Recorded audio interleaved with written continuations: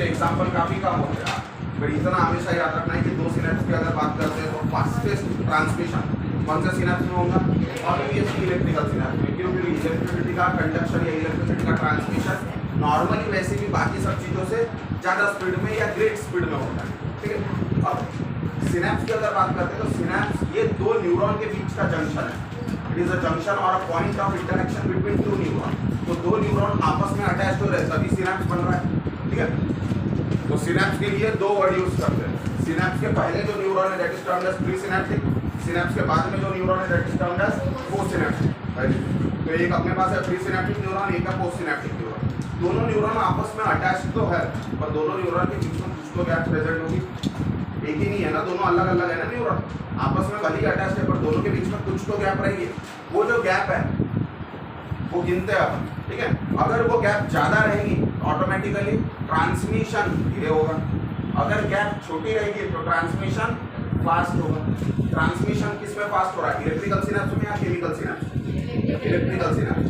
तो electrical synapse में transmission fast हो रहा है, इसका मतलब दो न्यूरॉन के बीच में जो गैप प्रेजेंट है, जो गैप प्रेजेंट है वो गैप कम होगी इलेक्ट्रिकल सिनेप्स, कम होगी। इसका मतलब अराउंड कितनी होती है?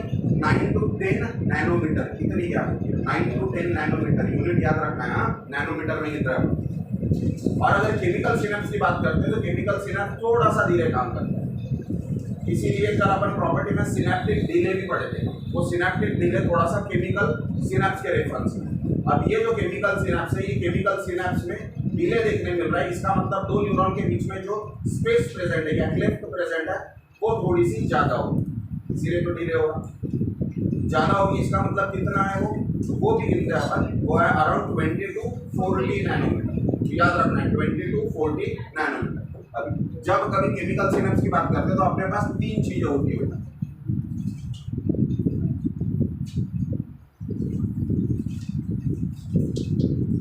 This is pre synaptic neuron, यह है प्री सिनेप्टिक न्यूरॉन, ये हुआ पोस्ट सिनेप्टिक न्यूरॉन। और इन दोनों के बीच में जो स्पेस प्रेजेंट है that is termed as synaptic cleft. क्या बोला जाता है ये स्पेस को? ये स्पेस को बोला जाता है साइनेप्टिक क्लेफ्ट। क्लियर हो ये पिक्चर?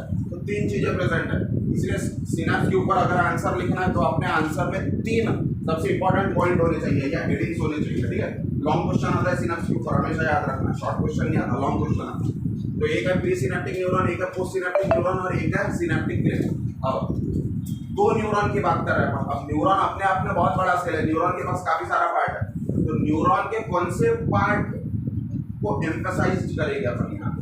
तो देखो न्यूरॉन के पास डेंड्रॉन है, न्यूरॉन के पास साइटॉन है, न्यूरॉन के पास एक्सॉन है और एक्सॉन के एक्सोनल टर्मिनल है जिसको एक्सोनल नॉब कल लेवल किए थे, याद आ रहा है? तो अपने को ये डायग्राम निकालते समय या जब भी प्री सिनेप्टिक पोस्ट सिनेप्टिक की बात कर रहे हैं, प्री सिनेप्टिक में हमेशा एक्सॉन या एक्सोनिमल नॉब की बात की जाती है। या तो एक्सॉन की बात करेंगे या एक्सोनल नॉब की बात करेंगे। किसमें?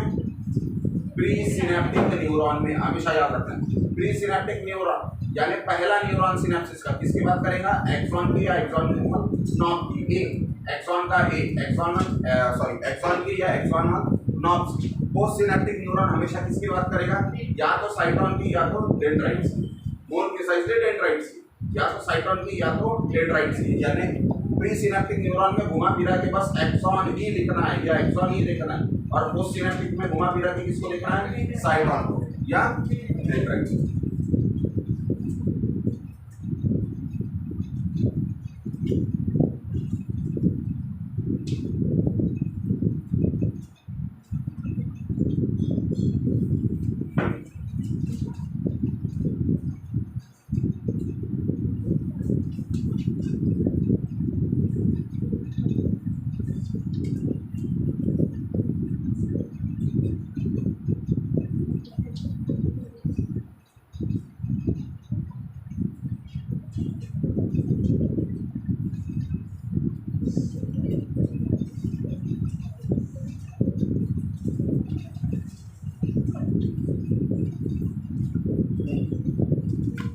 अब देखो ये जो एक्सॉन है, किसी भी न्यूरॉन को अगर उठाते अपन तो न्यूरॉन के पास डेंड्रॉन प्रेजेंट है, डेंड्रॉन को स्टिमुलस मिल गया, डेंड्रॉन को जैसे स्टिमुलस मिल गया, डेंड्रॉन क्या करेगा, स्टिमुलस को कंडक्ट करेगा। कंडक्टिविटी प्रॉपर्टी है, कंडक्ट करेगा। कंडक्शन का जो प्रॉपर्टी है वो कंडक्शन दिखाते दिखाते कहाँ आएगा चार्ज, एक्सॉन तक। तो एक्सॉन के टर्मिनल एंड तक आ गया चार्ज। अभी टर्मिनल तक एक्सॉन की चार्ज तो आ गया, अभी ये चार्ज को कहाँ भेजना है, नॉब के पास, और नॉब इसको कहाँ भेजेगा, दूसरे न्यूरॉन में, ठीक है। पर ये चार्ज को नॉब के पास भेजना है, ये पहला काम है। और ये नॉब से जब वो दूसरे न्यूरॉन में एंटर होगा तो बीच में गैप प्रेजेंट है। ये जो गैप है, ये गैप में कोई भी चीज प्रेजेंट है क्या, अभी कुछ नहीं है प्रेजेंट।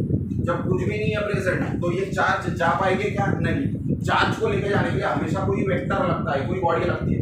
अपने आप चार्ज कैसे जाएगा, ये इलेक्ट्रिक वायर ही तो इलेक्ट्रिक करंट को लेके आ रहा ना, वो इलेक्ट्रॉन का वेक्टर है वो वायर। अगर वो वायर नहीं होगा तो करंट आएगा क्या। अरे कोई भी चार्ज को, कोई भी मटेरियलिस्टिक चीज को लेके जाने के लिए कोई ना कोई वेक्टर लगेगा। बिना वेक्टर के कोई भी मटेरियलिस्टिक थिंग एक जगह से दूसरी जगह पर नहीं जा सकती। It is practically not possible. Theoretically कुछ भी बोलो तो प्रैक्टिकलिटी है क्या उस चीज की, नहीं है। तो ये चार्ज को भी एक न्यूरॉन से दूसरे न्यूरॉन में लेके जाना है। तो ये जो साइनेप्टिक क्लेफ्ट है बीच में, ये जो जगह है, खाली स्पेस है, ये स्पेस में कुछ तो भी होना चाहिए, तभी जाके चार्ज आगे जाएगा।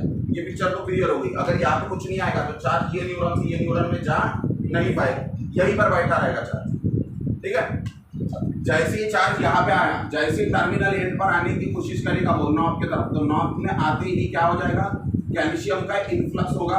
और ये कैल्शियम का जब इन्फ्लक्स होगा तो काफी सारा कैल्शियम सेल के अंदर आएगा। सेल के अंदर कैल्शियम आएगा।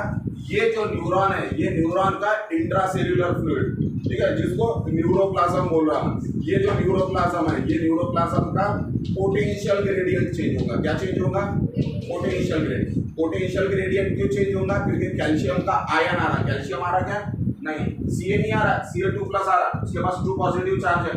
फर्क समझ में आ रहा है अभी, 1 सवा साल हो गया ना अपन ये पढ़ रहे हैं अभी, तो अभी फर्क समझ में आता। What is ion, what is actual metal. जैसा पीरियोडिक टेबल में जो कैल्शियम लिखे वो अलग है, Ca2+ लिखे वो अलग है, दोनों में जमीन आसमान का फर्क है। यहाँ पे Ca नहीं आ रहा, कौन आ रहा, Ca2+, ठीक है। तो Ca2+ आ रहा तो उसके पास 2 पॉजिटिव चार्ज है। 2 पॉजिटिव चार्ज है तो कुछ तो उथल-पुथल करेगा ही वो। जैसे न्यूरोप्लाज्म में आया, न्यूरोप्लाज्म में पॉजिटिविटी बढ़ गई, पॉजिटिविटी बढ़ गई तो कुछ तो भी चीजें चेंज होने लगेगी, ठीक है।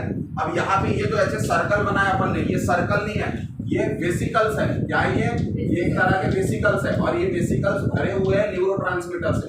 किससे भरे हुए हैं, न्यूरोट्रांसमीटर से। तो जैसे ही कैल्शियम आता है, ये वेसिकल्स एंड पर चले जाते हैं, एंड पर चले जाते हैं। और एंड पर जाने के बाद ये वेसिकल एक्सोसाइटोसिस कराते हैं। क्या करा रहे हैं, exocytosis. What do you mean by exocytosis, exocytosis का मतलब वो एंड पर जाएगा। जैसा फॉर एग्जांपल ये वेसिकल है, ये वेसिकल इस एंड तक आया, ये एंड पर गया, ये एंड पर जाने के बाद ये वेसिकल यहाँ पे ओपन हो रहा है। ओपन हुआ तो वेसिकल के अंदर जो भी मटेरियल था वो कहाँ प्रेजेंट हो गया, वो कहाँ आया, बाहर। तो ये जो वेसिकल है जैसे ही यहाँ पे आया, यहाँ पे आने के बाद ये वेसिकल ऐसा ओपन हो गया। ओपन होने के बाद ये वेसिकल के पास जो भी मटेरियल है वो कहाँ आ गया, पूरा का पूरा मटेरियल बाहर आ गया। ये जगह का क्या नाम है, साइनेप्टिक क्लेफ्ट। यानी जो भी मटेरियल है वो कहाँ जाएगा, साइनेप्टिक क्लेफ्ट। तो एक्सोसाइटोसिस के कारण, एक्सोसाइटोसिस के कारण ये जो न्यूरोट्रांसमीटर है, ये न्यूरोट्रांसमीटर कहाँ जाएगा, बाहर। कौन सा न्यूरोट्रांसमीटर जनरली प्रेजेंट होता है, एसिटिलकोलिन। कौन सा न्यूरोट्रांसमीटर प्रेजेंट है, एसिटिलकोलिन। तो अभी ये एसिटिलकोलिन कहाँ प्रेजेंट है, सिनेप्टिक क्लेफ्ट में। कहाँ प्रेजेंट है, सिनेप्टिक क्लेफ्ट में। एसिटिलकोलिन को ही ACH लिखा जाता है शॉर्ट में, ठीक है। तो अभी ये एक्सोसाइटोसिस के कारण एसिटिलकोलिन कहाँ आ गया, सिनेप्टिक क्लेफ्ट में। अब ये सिनेप्टिक क्लेफ्ट में एसिटिलकोलिन भर गया पूरा। जैसे एसिटिलकोलिन भर गया, ये एसिटिलकोलिन गुड कंडक्टर है इम्पल्स का, ठीक है। क्यों, क्योंकि न्यूरॉन ने खुद बनाया, तो इम्पल्स को कंडक्ट कर नहीं सकता वो। तो जैसे ही यहाँ पे एसिटिलकोलिन बन गया, अभी ये जो इम्पल्स है यहाँ तक पहुंच गई, इस एंड तक पहुंच गई। जैसी इम्पल्स यहाँ तक पहुंच गई, ये इम्पल्स अभी एसिटिलकोलिन कहाँ ट्रांसमिट करेगा, दूसरे न्यूरॉन में, क्योंकि गुड कंडक्टर है वो। यानी इम्पल्स जो पहले न्यूरॉन के एक्सॉन के पास थी, अभी कहाँ पहुंच गई, दूसरे न्यूरॉन के साइटॉन के पास।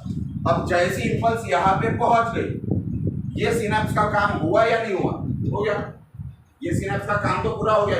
इम्पल्स एक न्यूरॉन से दूसरे न्यूरॉन में पहुंचा दी ना उसने, तो ये न्यूरॉन का काम हो गया।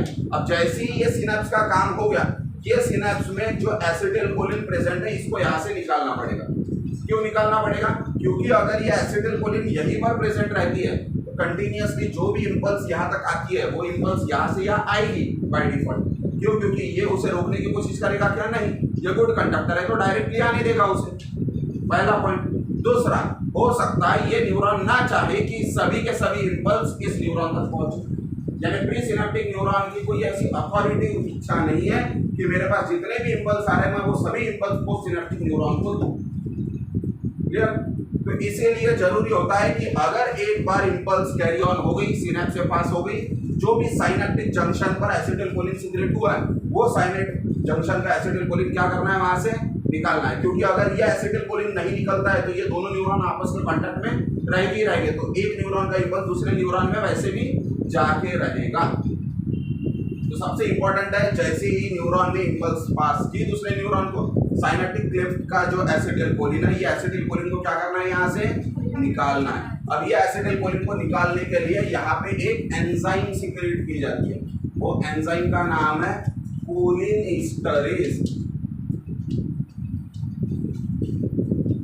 क्या नाम है? कोलिनेस्टरेज। ये कोलिनेस्टरेज डाइजेस्ट करता है, किसको डाइजेस्ट कर रहा है?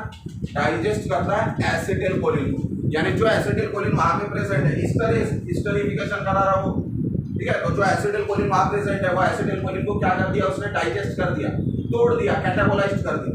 तो जैसे ही एसिटिलकोलिन कैटाबोलाइज्ड हो गया, वो अभी एसिटिलकोलिन रहा क्या? नहीं, एसिटिलकोलिन का कोई ना कोई प्रोडक्ट बन जाएगा। कंडक्ट कौन कर रहा था? एसिटिलकोलिन। गुड कंडक्टर कौन था? एसिटिलकोलिन। जैसे एसिटिलकोलिन किसी दूसरे प्रोडक्ट में कन्वर्ट हुआ, वो प्रोडक्ट थोड़ी ना वो प्रॉपर्टी दिखाएगा जो रिएक्टेंट के पास में। जो भी मटेरियल बनेगा, जैसा एसिटिलकोलिन से कोई एक्स सब्सटेंस बन रहा तो एक्स सब्सटेंस के पास वो प्रॉपर्टी थोड़ी होगी जो एसिटिलकोलिन के पास है। इसका मतलब काम हो गया। अब अगर दूसरी इंपल्स आती है और दूसरे इंपल्स को पहले न्यूरॉन से दूसरे न्यूरॉन में ट्रांसफर करना है तो वापस से एसिटिलकोलिन सीक्रेट करनी पड़ेगी। यानी हर सिनेप्स के वक्त, हर ट्रांसमिशन के वक्त एसिटिलकोलिन स्पेसिफिकली सीक्रेट की जाती है। याद रखना ये चीज। अगर वो एसिटिलकोलिन वैसी ही पड़ी रही और उसको कोलिनेस्टरेज ने डाइजेस्ट करके निकाला नहीं, what will be the problem?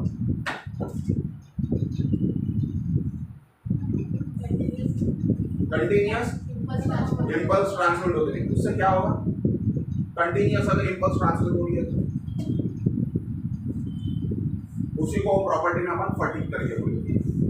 जो प्रॉपर्टी पढ़े ना 7-8 कल, उसमें एक फटीग की प्रॉपर्टी, वो फटीग तभी होता है जब ये एसिटिलकोलिन कंटिन्यूअसली वहां पड़ा हुआ रहता है। जैसे फॉर एग्जांपल एक पिन ली तुमने और किसी को प्रिक कर रहे थे, खुद को नहीं किसी और को। अगर प्रिक किए तो पहले बार प्रिक करोगे वो रिफ्लेक्स देगा, दूसरे बार प्रिक करोगे रिफ्लेक्स देगा, तीसरे बार प्रिक करोगे रिफ्लेक्स देगा। यानी पहली बार उसके हाथ पे अगर तुम पिन चुबाते हो तो उसने हाथ हटाया, दूसरी बार चुबाओगे हटाएगा, तीसरी बार चुबाओगे हटाएगा, पर उतने अच्छे से नहीं जितने पहली बार हटाया। ऐसा अगर 8-10 बार करते हो तो 10 बार करने के बाद 11वीं बार पर अगर करते हो तुम तो वो हाथ हटाएगा ही नहीं, वो हाथ वैसे ही पड़ा रहेगा। क्यों? क्योंकि उसको कुछ असर क्यों नहीं हो रहा असर? क्यों? क्योंकि तुम पिन चुबा रहे हो, निकाल रहे हो और वापस से चुबा रहे हो। ये जो इंटरवल है 2 बार प्रिक करने का, उस इंटरवल में ये एसिटिलकोलिन बन के टूटा नहीं, यानी बन गया, ट्रांसमिट किया इंपल्स, पर इसका ब्रेकडाउन नहीं हुआ, ये अभी भी वैसा पड़ा है। तो वो सेम एसिटिलकोलिन दूसरे इंपल्स को भी लेके जा रहा, तीसरे को भी लेके जा रहा, चौथे को भी लेके जा रहा। एक समय ऐसा आएगा कि तुम्हारे प्रिक करने के पहले इंपल्स उसने पहुंचा, इसका मतलब हाइपर सैचुरेट हो गया, तो वो दर्द भी महसूस नहीं होगा और एसिटिलकोलिन भी काम नहीं करेगा। आई बात समझ में? इसीलिए एसिटिलकोलिन का वहां से तुरंत निकलना बहुत जरूरी होता है। बहुत ज्यादा स्पीड में काम करने वाले एंजाइम चाहिए। जैसे ही मैसेज आता है, कैल्शियम आता है, ये वेसिकल तुरंत यहाँ पे जाके ओपन हो जाएगा एक्सोसाइटोसिस से और तुरंत पूरा का पूरा एसिटिलकोलिन पंप कर देगा क्लेफ्ट में। जैसे ही क्लेफ्ट में आ गया एसिटिलकोलिन, इंपल्स ट्रांसमिट हो जाएगी और इंपल्स जैसे ही ट्रांसमिट होकर यहाँ पे पहुंच गई, वैसे ही कोलिनेस्टरेज हमला कर देगा एसिटिलकोलिन के ऊपर और पूरा वो डाइजेस्ट कर दिया जाएगा। ये सब चीजें फ्रैक्शन ऑफ सेकंड में होती है। इसीलिए दूसरा इंपल्स अगर 2 सेकंड बाद भी आ रहा है तो उसको बहुत अच्छे तरीके से कंडक्ट कर सकते हैं। अब अगर कोई कारण से, कोई भी कारण से एसिटिलकोलिन उतने अच्छे से सीक्रेट नहीं हो पा रहा जितना होना चाहिए, जैसा मान लो वहां पे क्लिफ्ट में लगभग 10 ml एसिटिलकोलिन, एग्जाम्पल के तौर पर 10 ml एसिटिलकोलिन चाहिए था इंपल्स को ट्रांसमिट करने के लिए, यानी एक न्यूरॉन से दूसरे न्यूरॉन में अगर इंपल्स को भेजनी तो कितना एसिटिलकोलिन चाहिए था? 10 ml। अगर वो वेसिकल 8 ml बना पा रहे हैं acetylcholine, then what will be the problem? 10 ml नहीं बना पाएगा एसिटिलकोलिन, 10 ml से कम बना रहे, then what will be the problem? पूरी की पूरी इम्पल्स, अपन ने वो प्रॉपर्टी में पढ़ा ऑल और नन लॉ, वो क्लियर करता है पिक्चर को, या तो जाएगा तो पूरा, नहीं जाएगा तो कुछ भी। ये बाकी वाला जो कंसेप्ट है ना, प्रोबेबिलिटी वगैरह, ये सब थ्योरेटिकल है, प्रैक्टिकल नहीं होता। कल भी बताया था तुमको, केमिस्ट्री में पढ़े हो तो फोटोवोल्टेइक सेल, सोलर सेल, अगर वो इलेक्ट्रॉन जंप मारेगा तो पूरा मारेगा, और नहीं मारेगा तो नहीं, कुछ भी नहीं मारेगा। 8.6 मिलीवोल्ट की कुछ एनर्जी लगती है उसको, वही इक्वल्स टू mc स्क्वायर से गिनते हैं अपन। अगर उतनी एनर्जी मिलती है वो इलेक्ट्रॉन जंप करेगा, L से K में, K से M में, M से N में। अगर उससे कम मिलती है तो भी नहीं करेगा वो, और उससे ज्यादा मिलती है तो भी नहीं करेगा वो। अपने को लगता है कि अगर ज्यादा मिली, जरूरत से ज्यादा है ना, जितनी इस्तेमाल करनी उतनी इस्तेमाल कर, बाकी की छोड़ दे, वैसा नहीं है वो, वैसा नहीं है। जितनी होना उतनी होना, उससे कम भी नहीं चलती, उससे ज्यादा भी नहीं चलती। जहाँ पे भी वैसा, इम्पल्स अगर जाएगी तो पूरी जाएगी, और इम्पल्स नहीं जाएगी तो कुछ भी नहीं जाएगी। क्योंकि मैसेज अगर भेजना है तो पूरा भेजना पड़ेगा ना। तुम्हारा लेटर बहुत बड़ा है और एनवेलप बहुत छोटा है, तो क्या लेटर को बीच में से फाड़ के आधा लेटर पोस्ट करते, आधा बाद में करते क्या? तो आधा जिसके पास पूछेगा वो क्या समझेगा, उसका उसको कुछ समझ में आएगा क्या? नहीं आएगा ना। तो इम्पल्स जो है वो मैसेज है, मैसेज तो पूरा ही देना पड़ेगा। अगर मैसेज पूरा नहीं दोगे तो आगे वाला उसका इन्फरेंस कैसे निकालेगा? वो निकाल ही नहीं सकता। मैसेज तो पूरा ही देना पड़ेगा तुमको, इम्पल्स तो पूरी ही जाएगी। पर एसिटिलकोलिन जितना प्रेजेंट होना चाहिए था उतना नहीं है, कम है, तो अभी क्या होगा? इम्पल्स तो ट्रांसमिट होके रहेंगे, नहीं है ऐसा नहीं बोल रहे ना, है ना, कम है, शब्दों का खेल है सब। अरे न्यूरोट्रांसमीटर है ना एसिटिलकोलिन, तो वो अगर एब्सेंट होता तो इम्पल्स नहीं जाती। एसिटिलकोलिन प्रेजेंट तो है ना, बस इतना है कि कम है, एसिटिलकोलिन कम है तो धीरे धीरे इम्पल्स जाएंगी। ज्यादा होता है एसिटिलकोलिन, स्पीड में इम्पल्स गई होती।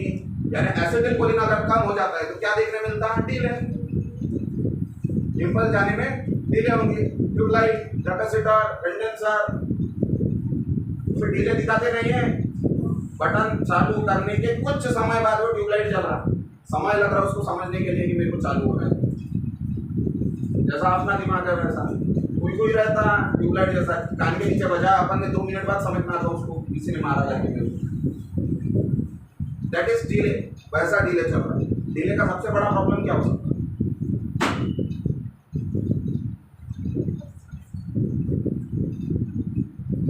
इम्पल्स आएंगी कब, इम्पल्स का एनालिसिस होगा कब, इम्पल्स आंसर लेके जाएंगी कब? तब तक हो सकता है जिसका आंसर चाहिए था वो कहाँ निकल गया और इसका आंसर पहुंचे नहीं। क्योंकि ये पूरा क्विक एक्शन जो या क्विक रिस्पॉन्स जो रखा है, ये किस लिए रखा है?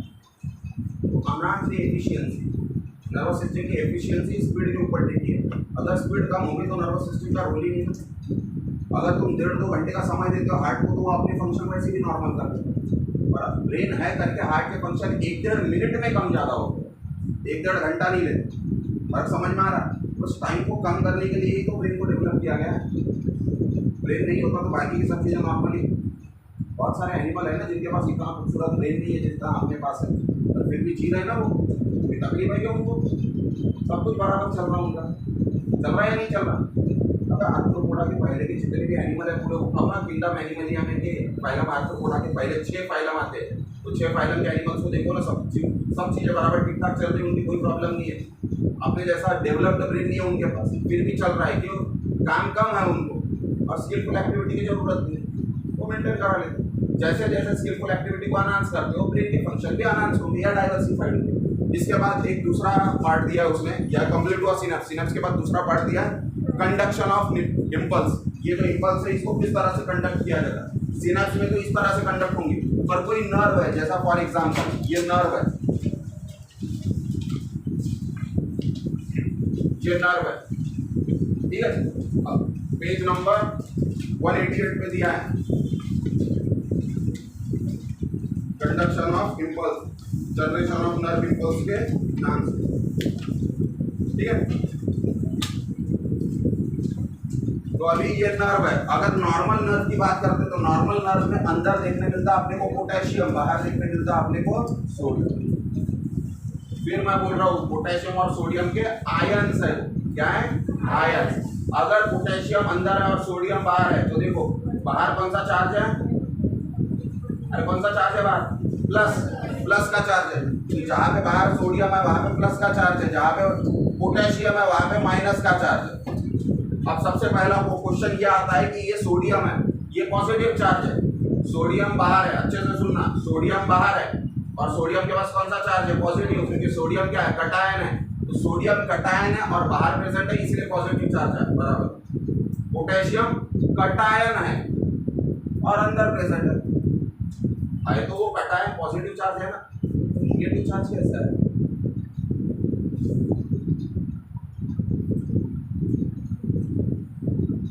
Na प्लस है तो प्लस चार्ज है,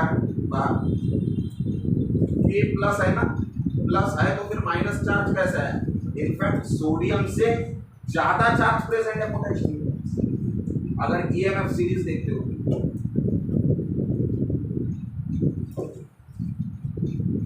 पढ़े ना रे, पीरियोडिक टेबल पढ़े हो ना, न्यूलैंड ऑक्टेव से पीरियोडिक टेबल पढ़ रहे हो तुम 8 स्टैंडर्ड से, डिमिट्री इनोवाविच मेंडेलिव, याद है क्या ये सब ना। फिर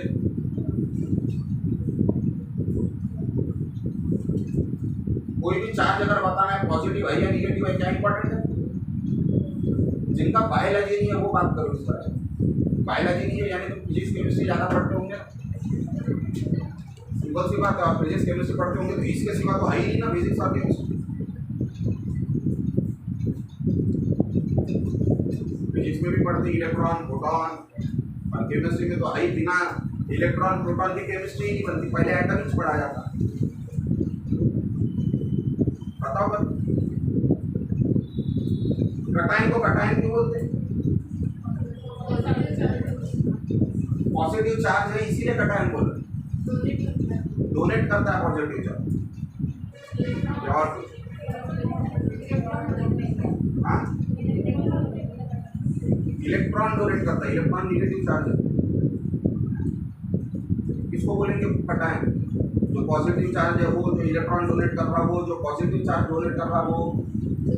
अपन ऐसा एग्जामिनर को ऑप्शन नहीं दे सकते, ये भी हो सकता है, ये भी हो सकता है, ये भी हो सकता है, कृपया जो सही है उसको चुने आप, ऐसा नहीं बोल सकते, अपने को आंसर जो पिन पॉइंट और स्पेसिफिक देना पड़ता है।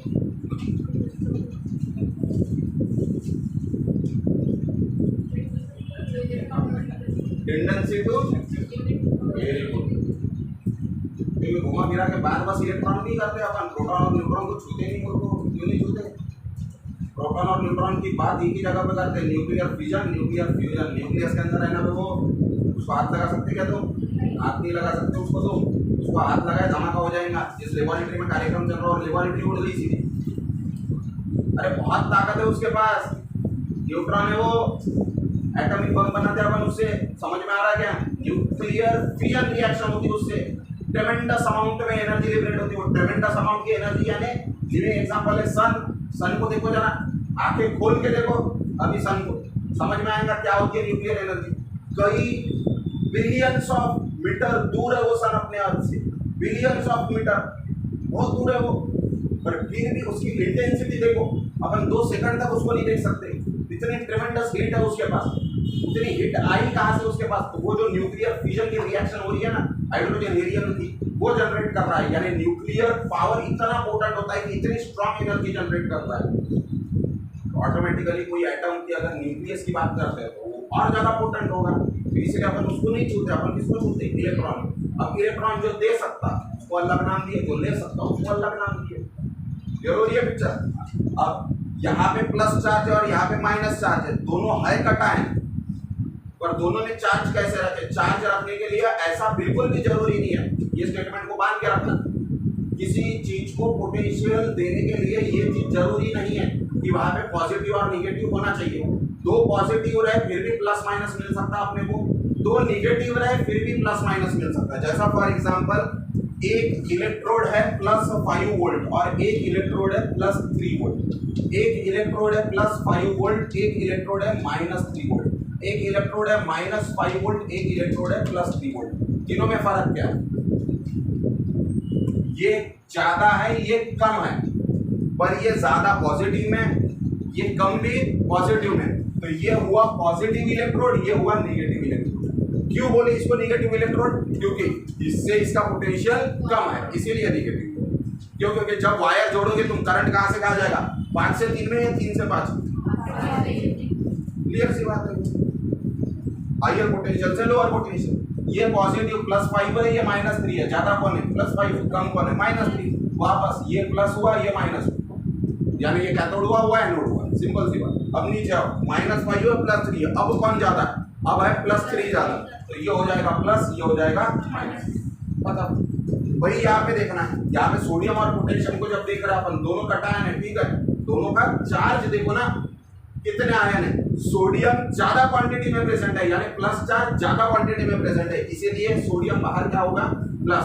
पोटेशियम सोडियम के कंपैरिजन में कम क्वांटिटी है, पोटेशियम सोडियम के कंपैरिजन में कम है, इसीलिए अंदर क्या हो गया? माइनस। अब ये न्यूरॉन की बात कर रहे हैं अपन, ये न्यूरॉन है, तो न्यूरॉन के अंदर भी एक फ्लूइड है, न्यूरॉन के बाहर भी एक फ्लूइड होगा। न्यूरॉन के अंदर जो फ्लूइड है, जिसको न्यूरोप्लाज्म बोले थे अपन ने, that neuroplasm here is considered as intracellular fluid, जिसको आईसीएफ बोलते हैं। क्या बोलते हैं? ICF, intracellular fluid. और जो बाहर है उसे बोला जाता है ईसीएफ या एक्स्ट्रासेल्युलर फ्लूइड। तो ईसीएफ नॉर्मली न्यूरॉन का कैसा रहता? Positive charge. ICF normally neuron का कैसा रहता? Negative charge. पहली पिक्चर क्लियर हो गई? नॉर्मली यानी न्यूरॉन को कुछ भी किए नहीं तुम, नॉर्मल न्यूरॉन है, पड़ा है ब्रेन में, उसका बाहर पॉजिटिव चार्ज देखने मिलेगा, उसके अंदर नेगेटिव चार्ज देखने मिलेगा, यानी सरफेस पर रहेगा पॉजिटिव चार्ज और इनर लाइनिंग पर रहेगा नेगेटिव चार्ज। क्यों सरफेस पर पॉजिटिव है? क्योंकि सोडियम ज्यादा है, पोटेशियम कम है। या ऐसा भी सिंपल याद रख सकते हैं, जहां पे सोडियम रहेगा वहां पे प्लस रहेगा, जहां पे पोटेशियम रहेगा वहां पे माइनस रहेगा। हालांकि दोनों क्या है? घटा है। ये नॉर्मल स्टेज है, नॉर्मल स्टेज है, इसका मतलब न्यूरॉन नॉर्मली ऐसा है। ये नॉर्मल स्टेज को बोला जाता है पोलराइजेशन। क्या बोला जाता है? पोलराइजेशन। पोलराइज्ड है तो न्यूरॉन पहले से ही पोलराइज्ड है, पहले से ही पोलराइज्ड है, यानी पहले से ही उसके सरफेस पर पॉजिटिव चार्ज बैठा हुआ है। अब अगर स्टिम्युलस मिलती है उसे, अब अगर स्टिम्युलस मिलता है उसे, तो जैसी स्टिम्युलस मिला क्या हुआ? जैसी एक्सॉन के एंड तक आया इंपल्स, क्या हो रहा है? सबसे पहले अभी सिनेप्स में देखिए आप, एक्सॉन के टर्मिनल पार्ट पर जैसी इंपल्स पहुंचा, क्या हुआ? सबसे पहले कैल्शियम का इन्फ्लक्स हुआ। कैसे क्या भूल जाते तुम? कैल्शियम का इन्फ्लक्स हुआ, तो यहाँ पे भी जैसी इंपल्स आएगी, जैसी इंपल्स टच की, कैल्शियम का इन्फ्लक्स होगा, और कैल्शियम का इन्फ्लक्स होते समय वो ये पोलैरिटी को रिवर्स कर देगा। क्यों? क्योंकि यहाँ पे जैसी इंपल्स आएगी, sodium potassium ATPase pump activate हो जाएगा। क्या एक्टिवेट हो जाएगा? Sodium potassium ATPase pump. जो सोडियम बाहर था वो सोडियम अंदर आ गया, जो पोटेशियम अंदर था वो पोटेशियम बाहर चला गया। यहाँ पे देखो, सोडियम बाहर था वो अंदर आ गया, आईसीएफ का हिस्सा बन गया, और जो पोटेशियम आईसीएफ का हिस्सा था वो बाहर चले गया, किसका हिस्सा बन गया? ईसीएफ का। अब पोटेशियम अगर बाहर आ गया तो ऑटोमेटिकली नेगेटिव चार्ज बाहर आ गया और पॉजिटिव चार्ज अंदर आ गया सोडियम के साथ। जैसे ही ये फिनोमिनन देखने मिला आपने को, अपन क्या बोलेंगे? पहले था पोलराइज्ड या पोलराइजेशन, अभी क्या हुआ? डीपोलराइजेशन। डीपोलराइजेशन, तो डीपोलराइजेशन। अब डीपोलराइजेशन होने के बाद, डीपोलराइजेशन होने के बाद ये इंपल्स अगर यहाँ पे आती है, स्टिमुलस आ गया तो इंपल्स बन गई यहाँ पे। ये इंपल्स जैसे ही बन गई यहाँ पे, ये इंपल्स यहीं पर बैठी रहेगी या आगे बढ़ेगी? तो इंपल्स आगे बढ़ेगी, तो यहाँ की इंपल्स अगर आगे बढ़ती है तो ये जो नेगेटिव चार्ज है ये वापस पॉजिटिव होगा या नहीं होगा? होगा ना। यानी ये इंपल्स धीरे धीरे आगे बढ़ेगी तो नॉर्मल स्टेज पे ही आ जाएगा, यानी जैसे नॉर्मल प्रेजेंट था वैसे हो जाएगा। तो जो पॉजिटिव चार्ज बाहर प्रेजेंट था वो पॉजिटिव बाहर आ जाएगा, जो निगेटिव अंदर प्रेजेंट था वो निगेटिव अंदर आ जाएगा, यानी सोडियम बाहर आ जाएगा, पोटेशियम अंदर आ जाएगा। यानी वापस से वो कौन से स्टेज पे आ रहा? पर डीपोलराइज होने के बाद पोलराइज हो रहा ना वो, इसलिए वर्ड कौन सा यूज करते हैं अपन? डीपोलराइजेशन। वेरी गुड, इसलिए वर्ड यूज किया जाता है रीपोलराइजेशन। तो रीपोलराइजेशन का मतलब अब पोलराइजेशन आफ्टर डीपोलराइजेशन। तो तीनों में इंपल्स को कौन कैरी करता है या कौन सी स्टेज कैरी कर रही है न्यूरॉन की इंपल्स को? डीपोलराइज्ड स्टेट हमेशा याद रखते। डीपोलराइज्ड स्टेट हमेशा इंपल्स को कैरी करती है। अपन थियोरेटिकली एक्सप्लेन करने के लिए या दिखाने के लिए हमेशा चार्ज को प्लस चार्ज से दिखाते हैं। तो सही है या गलत है? गलत है, एक्चुअल में दिखाते हैं। वो ऐसा समझने में आसानी होती है। अगर प्लस चार्ज लिख देते तो अपने को समझ में आता है यहाँ पे पोटेंशियल और ये पोटेंशियल आगे जा रहा है। क्यों? क्योंकि निगेटिव चीजें अपने को नहीं समझ में आती जितनी पॉजिटिव चीजें। निगेटिव चीजें इन द सेंस अपने को हायर पोटेंशियल ग्रेडियंट जल्दी समझ में आता, लोअर पोटेंशियल ग्रेडियंट नहीं समझ में। पर इंपल्स जब कभी आगे बढ़ रही है तो वो कौन से ग्रेडियंट से बढ़ रही है? लोअर पोटेंशियल ग्रेडियंट से। यानी इतना याद रखना है कि न्यूरॉन ऐसा सेल है जो पहले से एक्साइटेड है, एक्साइटेड है, वो उसको बस डाउनग्रेड कर रहे हैं। इंपल्स भेजना है यानी डाउनग्रेड कर रहे हैं। क्यों? निगेटिव चार्ज बाहर आ रहा है तभी तो इंपल्स जारी है ना। अगर वो डिपोलराइज्ड है इसका मतलब निगेटिव चार्ज बाहर है, डिपोलराइज्ड है इसका मतलब निगेटिव चार्ज बाहर है, निगेटिव चार्ज बाहर है इसका मतलब पहले कौन सा चार्ज था? पॉजिटिव। तो पहले से चार्ज क्या हुआ? कम या ज्यादा? इसका मतलब उसको कम पोलराइज्ड करके ही तो आगे भेज रहे हैं ना अपन इंपल्स के फॉर्म में। तो उसके पास पहले से चार्ज था, उसका चार्ज क्या किया गया? कम किया, यानी पहले से उसके पास करंट है। और इसी का स्पेसिफिक एक्सप्लेनेशन देता है अपने को स्टैटिक इलेक्ट्रिसिटी। अगर किसी को बैठा है अपन कुर्सी पे, धूप में बैठा है कोई या कोल्ड वेदर में बैठा है कोई, तो इलेक्ट्रोस्टैटिक कंडक्शन देखने मिलता है उसकी बॉडी में। Electrostatic conduction gold leaf electroscope आता था 8th स्टैंडर्ड में, डायग्राम बनाए होंगे 7th स्टैंडर्ड का इस्तेमाल नहीं करते क्योंकि सोना काफ़ी महंगा हो गया, लेबोरेटरी में भी देखने नहीं मिलता। पर कभी कभार अगर किसी को हाथ लगा देते तो अपने को थोड़ा सा एक पोटेंशियल ग्रेडियंट देखने मिलता है, झटका लगता है, करंट लगे जैसा लगता है अपने। हालांकि वो करंट नहीं रहता पर कुछ अमाउंट में इलेक्ट्रॉन फ्लो हो रहा है। वो कहाँ से इलेक्ट्रॉन फ्लो हो रहा है? क्या चार्जिंग वार्जिंग तो बैठा था, कहाँ से है उसके बॉडी में इलेक्ट्रॉन? क्वेश्चन आना चाहिए ना। खाना ही खा रहा है, इंसान ही है वो। बोर्ड में वो उंगली डाली उसने, कुछ ऐसा करंट वारंट आया उसके बॉडी में जमा है, ऐसा कुछ है क्या? नहीं। स्टैटिक है इसका मतलब आया कहाँ है? तो उसके जो न्यूरॉन है वो पूरे न्यूरॉन अगर वो रेस्टिंग पोटेंशियल और ये अंदर पर कब देखा जाता है? कब कुर्सी पर अगर कोई बैठा है, प्लास्टिक की चेयर पर अगर बैठा है तो प्लास्टिक की चेयर पर स्पेसिफिकली इसका रीजन है, देखो बड़ा खूबसूरत है, कुछ नहीं। प्लास्टिक की चेयर पर बैठा है वो, और चेयर पर बैठने के बाद उसके पैर भी ग्राउंड को टच नहीं होने को, क्योंकि ग्राउंड को अगर पैर टच हो गया तो पूरा का पूरा चार्ज अर्थ हो जाएगा, अर्थिंग इसी को बोलते हैं, और फन हो जाएगा, अंदर चल जाएगा आगे। क्योंकि अर्थ जो है ये क्या पॉजिटिव है या निगेटिव? न्यूट्रल नहीं है, न्यूट्रल होगी तो रह ही नहीं पाते आप। अबे निगेटिव है वो, उसके पास कितने और है? तुमने जितने भी मेटल्स बनाए आज, जितने भी मेटल्स तुम्हारे पास है, ये सब कहाँ से निकाले? मिनरल कहाँ से हो एक्सट्रैक्ट कर रहे हो अपन? अर्थ से। तो पूरी चीजें उसी के पास है। वो जो मिनरल है सब किसके रिजर्व आ रहे हैं? इलेक्ट्रॉन। तो उसको इलेक्ट्रॉन होना या नहीं होना? बिल्कुल होना। तो इसलिए अर्थ का वायर डाल देते हैं अपन अर्थ के अंदर, अर्थिंग का वायर, ताकि अगर एक्सेसिव इलेक्ट्रॉन आता है वो पूरे इलेक्ट्रॉन कहाँ जाएंगे? और अर्थ पूरा पचा देगा, पूरा डाइजेस्ट कर देगा, क्योंकि उसका डिमांड इतना है कि उतने इलेक्ट्रॉन तुम दे ही नहीं सकते, इतने इलेक्ट्रॉन चाहिए। तो अपन अगर प्लास्टिक के कुर्सी पर बैठने के बाद अपने पैर जमीन के ऊपर होने चाहिए, पहली कंडीशन। क्योंकि अगर जमीन को कांटेक्ट में रहेगी तो पूरे इलेक्ट्रॉन फ्लो हो जाएंगे।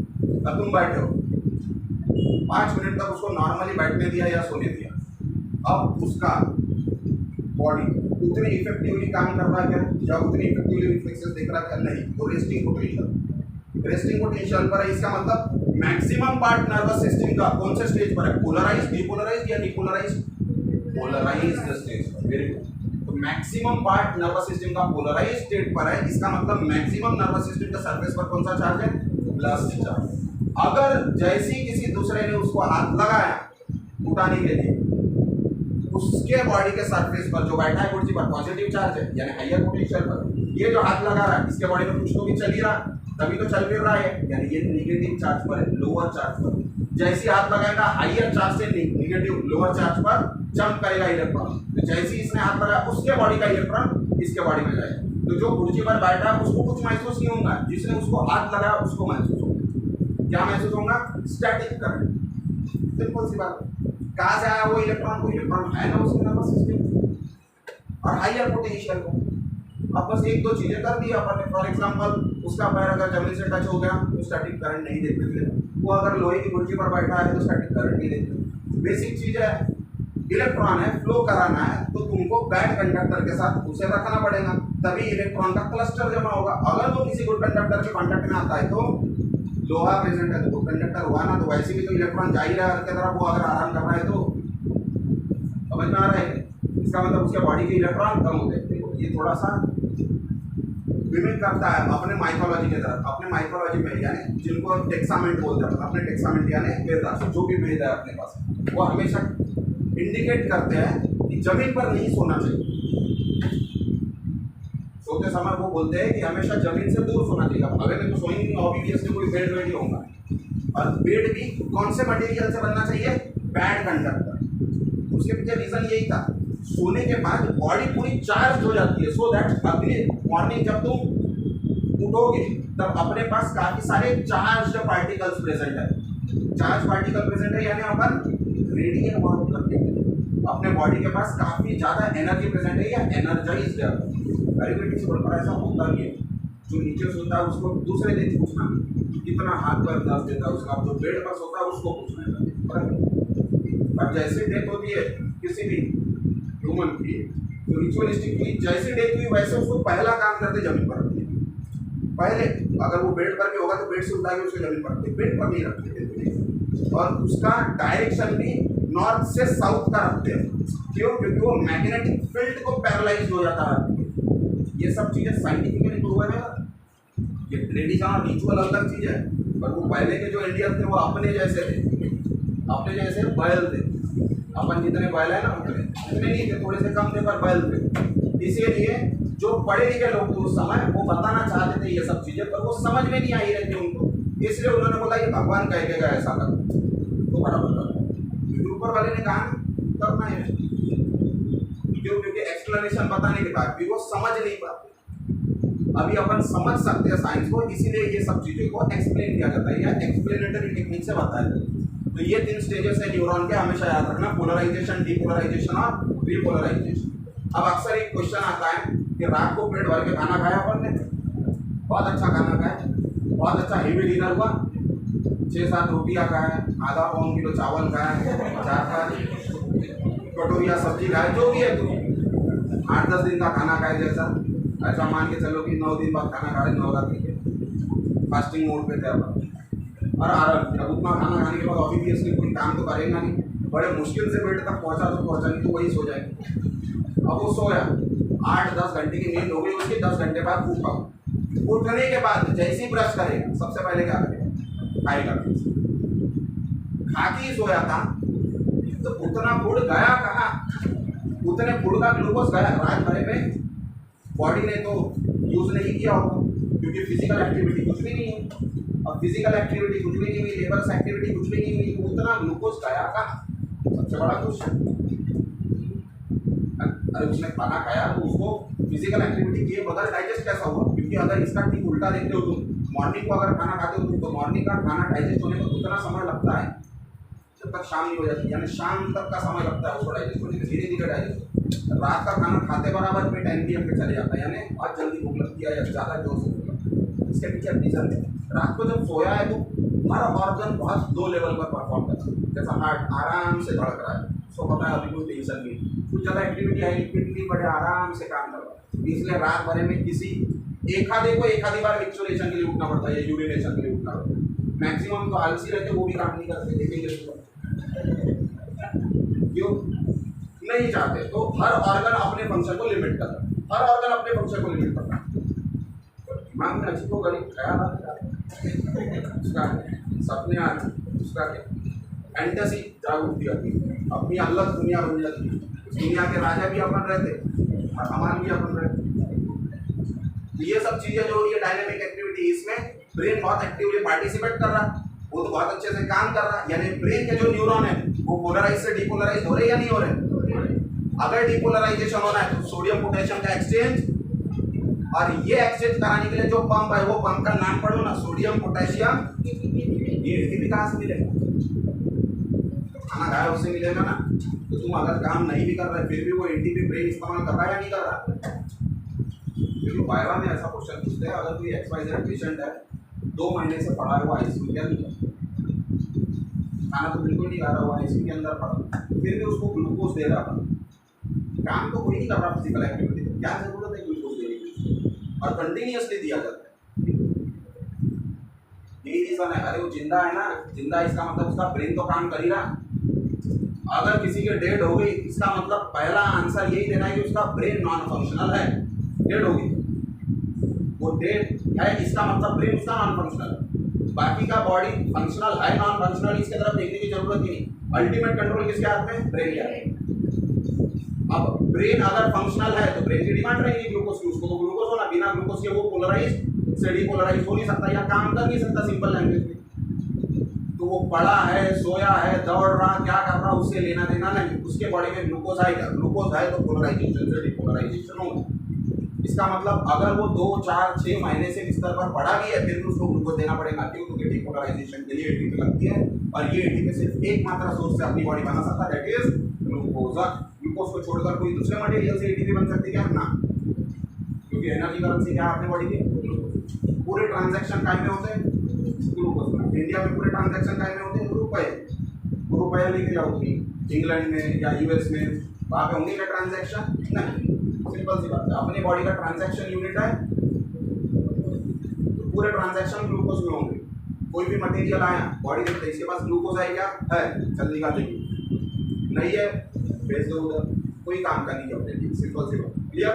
सो here we complete nervous system and nervous system complete किया। नर्वस सिस्टम के बाद दूसरा पार्ट है हार्मोनल सिस्टम, एंडोक्राइन सिस्टम। वो एंडोक्राइन सिस्टम स्टार्ट करेंगे अब। इसी में दिया है एंडोक्राइन सिस्टम। एंडोक्राइन सिस्टम थोड़ा सा शॉर्ट में दिया है कंपैरेटिवली, ठीक है। कल देखेंगे अपन एंडोक्राइन सिस्टम।